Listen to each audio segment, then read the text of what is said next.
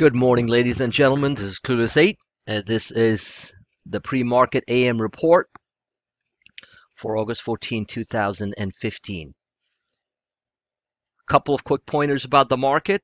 Let me just stress to every single trader and member who's listening to it, trader, investor, and anyone who's keeping an eye on the financial markets.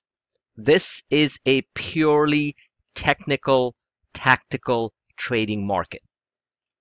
If somebody can understand the basics of technicals and then move on to the more advanced stage, like I teach and I show through my charts, then they're going to be very successful, in my opinion, as I've shown repeated times in maneuvering the markets and make some terrific trades which can generate a substantial amount of profits.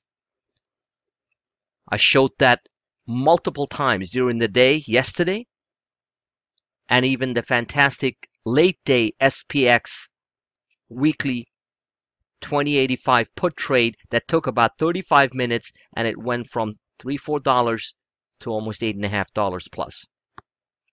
Now, this is not magic. It's just simply studying the charts to a very high with under a very powerful microscope. I call it, call it the Clueless 8 microscope, and then making a determination of what the high probability direction would be.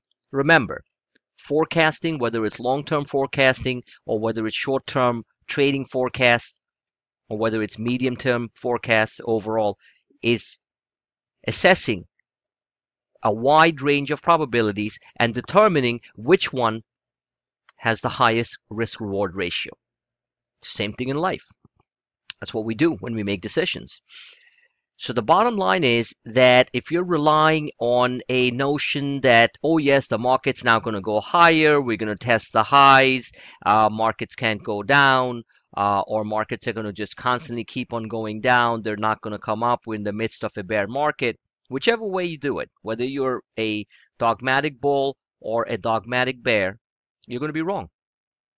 Because in between wherever the market destinations are, and I've explained clearly where the market's trading, and I'm going to show this very quickly today too. And I highly, highly recommend that everybody listening to this sign up for the group coaching sessions, just like many have, and you start to see some real technical daylight that allows you to go through the tunnel. Otherwise, you're going to get hit by these oncoming trains, and that's called your mental fears, that's called ignorance, that's called algorithmic high frequency trading programs, and you're going to constantly get demoralized about handling and making money in the financial markets. So the bottom line is there's many ways to do this, right? And I can't do this over a 15-minute video cast and explain all the nuances and the details of that. Neither do you have to become a rocket scientist in order to do this. I'll be honest with you. I'm certainly not. I'm a passion for new members. First of all, welcome if you're listening to this. I'm a passionate student of the markets. Anyone will tell you that. I will go head to head with some of the best minds out there and make a powerful argument on whichever side that I'm taking. And I'm not a dogmatic bull, and I'm certainly not a dogmatic bear. I do believe that the bull market hasn't ended, but I do believe we are in the midst of corrective pullbacks, which we have many times since 2009, many times. And when you hear the media talk about the fact that the market hasn't pulled back 10% in since 2011 and all this garbage, they're all lying. Now, the reason why they're lying is they're looking at the overall market as a homogeneous entity. It is not. It's the sectors that count. Individual sectors have had corrections from anywhere to 10 to 15 to 20 to 40%.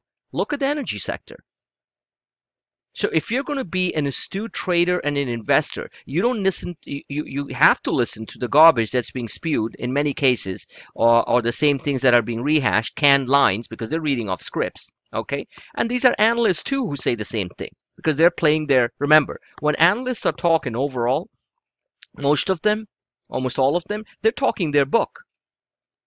So they're going to make a point to skew your mental frame into into doing what they think you should do so they can benefit most. It's not a conspiracy, it's just the way life works. We work towards our, self-interest. That's capitalism. But saying all that, let's hit the charts for a bunch of minutes and and then and we'll go from there. We have about 10 minutes here on this. So let me start off, and this is for the new members. I highly recommend you join the group coaching sessions and read the testimonials, so you know very well what you're getting into. It's for a minute sum of money. For the time that we spend, they generally run about an hour and a half, if not more. And I don't need to, sing the praises of that. Just read the testimonials, talk to members who have taken it, and they'll tell you what they've learned and how they've improved their trading. Because my charts are sending tons of messages. If you don't know how to read them, even though I'm putting arrows and this and that, but there's a way to understand what's going on, then you are not, you're not going to maximize your return. This is not a trade alert service. I'll tell you that straight out. Just letting you guys know. Okay, the Clueless Aid Trading Service is a active trading community with, and it's swing and day trading and long term, but swing and day trading primarily, with a direct laser-like focus on financial education and cutting the fluff out. So if you're looking for a trade alert service that tells you, okay, buy this, sell here, buy this, sell there, you're not going to get it here. I will provide entries, and I will provide a broader based message about the exits, but I'm not going to walk you in and out of every single trade. Just remember that, because it is for you to manage your own trades. It's MYOT, because I don't know what size you're taking. I don't know what your risk levels are. I don't know how much money you have put in there. So if you put 10,000 bucks in an option trade and you're up 14 grand, you're up 40%, and somebody puts one contract and he's up 40 bucks or $400, it's not the same, even though the percentage is the same. So you got to manage your profit, scalp off, take 80% of the winnings off the table, things like that. So don't expect that from me. I'm very precise, very forecast. I mean, the forecasts are very precise, and I'll give you major inflection points in the market. So that brings me to what happened 2 days ago. So we had a massive crash in the market. Everyone's like, oh my God, it's over, this and that. It's technical, for God's sakes. Look what's going on here. Coaching session members and people who have followed my videocast know that very well, that this is a major, major support point right there. And trying to find that infamous drawing tool, which seems to have disappeared. So bear with me one sec. All right, I'm back. Can't find the drawing tool today, so you guys have to just look at the arrow. So anyway, so you have these type of major inflection points here, right? And this support here, 17,000, we almost got there. It doesn't have to mean that it's going to exactly have to get there, just to satisfy the psychological minds of the media and the retail trader out there. It got there, had a massive hammer reversal, also known as the Dragonfly Doji, and I called it right there. I called it. It was one of the best top 10 trading days of my career, and I'm sure many of you had fantastic returns. I know you did, some of you. And the rest of them who basically sat around not studying the charts and just, thinking and guessing, and all kinds of, panic and fear and God knows what, trepidation, didn't do anything. So who's to blame? Like I say, behavioral game theory, all right? The Clueless Aid behavioral game theory. Look into yourself. Beat yourself into a pulp for doing the stupidest things over and over and over again. This is not the first time the markets have reacted like this. Look, just since this pivotal low on October 15, 2014, we have done this 3 major times. Not to mention several times this particular range has been touched and breached. So every single time, if you're doing the same thing and not studying the charts, not studying the internals, I'm not saying follow me like I'm some sort of god. So I'm certainly not. Okay? There are technicians far better than me. But as in analyzing volatility, I'm probably one of the best. There's no question about it. Because I look at things in a different way. I look at the macro factor, I look at the emotional factor, and then I look at the technical factors. Technicals alone cannot guide you into huge success. So you have this, and now what's going on? So now we're in this midst here where we need to get out of this range. It's very clear that we need to break out over 17,500 right there. All right, and this can be looked on as a falling wedge or just a downtrend line. This is the downtrend line. Okay, so it shouldn't be in blue, it should be in red, because it's a major downtrend line. So once we break above that, what's the next target? And believe me, I'm been right like 99% of the time, give or take a few cents. And you people who have worked with me know that. So we're going to get to the 50 and the 34. That's around 17,800, give or take a few points. Or try to enter this uptrend line that's at 17,716. So the reality is that we are not even, so the reality is that this was yesterday's close, which was a doji, which means indecision, but it's a green doji, so I'll give it some credence that we want to go higher. So we have so at this point, once and this is probably the reason why it's going to do that. The Greek bailout passed in the Greek Parliament, and now you have the EU, which is going to ratify that deal over the weekend. 99% probability they'll do it after some infighting and all that stuff, because the stakes are too high for the European markets and the global markets for the EU to go ahead and reject the Greek bailout referendum that passed in the Greek Parliament. Okay, this was early this morning. So once that passes, we move. So we have a sharp move up. After a little bit of volatility cluster. These are volatility clusters. This is a volatility cluster. Right there, that's a volatility cluster. What does that mean for the new ones who listen to this? It means that markets go up one day, down one day, move up day, down one day. How do we manage all this stuff? We keep on looking at the base. Simplest way to look at it is stochastics. If we're deeply oversold, we are going to get overbought. We have a double bottom here in the stochastics, and it looks like we are most probably going to make a high and then get overbought again. We are looking at the vortex indicator. Simple read. Red line's coming down. Once it touches like this, okay, you get an explosion up.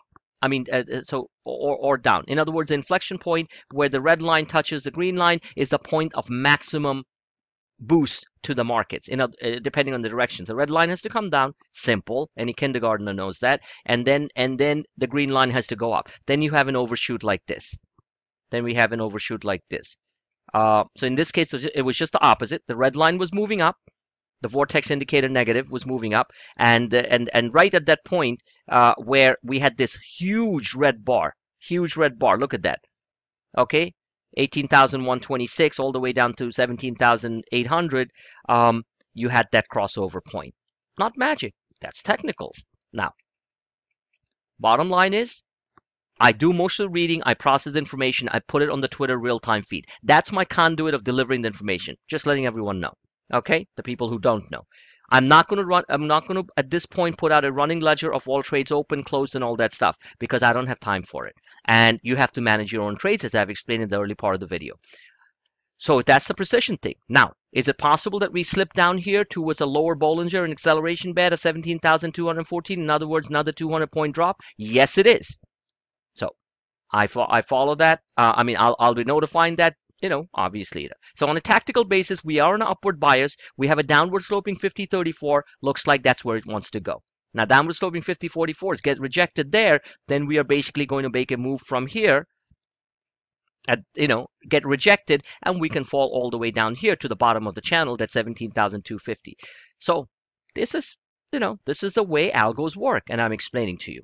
VIX is a very important chart to follow. I've been showing this repeatedly. and it's very easy to understand. This keeps you in the game, or it doesn't keep you in the game. I said yesterday that the VIX basically has this falling wedge situation. Guess what it did? It got to the top of the falling wedge and a rejection at the 34-day moving average. Not magic, right? It's pretty simple, actually. But you have to process all this information over time. You actually get to do that very well. So I have a minute and a half for this video cast. So you have a rally zone, which means that the VIX falls below 12, falls, the lower end of the thing. So we're getting, so a sharp move up on the VIX, obviously up to 16, means we're back in the shitter. Excuse my French. We're down a couple of 100 points fast. All right. I watch the VIX very closely as a proxy to what's happening behind the scenes. I also watch the RVX, which is the Russell VIX, which right now is telling me that if it breaks out of this downtrend line, the Russell is going to fall again, because that's exactly where it stopped at. The 34 and the 50 are trending up. That means this sell-off hasn't fully ended for the Russell 2000 for obvious reasons. Oil is collapsing. It is still not at 40, and that's where it looks like it wants to go. So the other charts that I've been using lately, which have been very effective, is the the trading view. Now look at this beautiful chart. To me, it's talking to me. This is technical jargon, okay? It's like having a nice single malt and just, chatting. Just kidding. So bottom line is, this is a picture of megaphones, rising wedges, falling wedges which break out, and that's exactly what's going on. Watch this. This is poetry in motion. Makes money. So here was the rising wedge yesterday. Took it down. We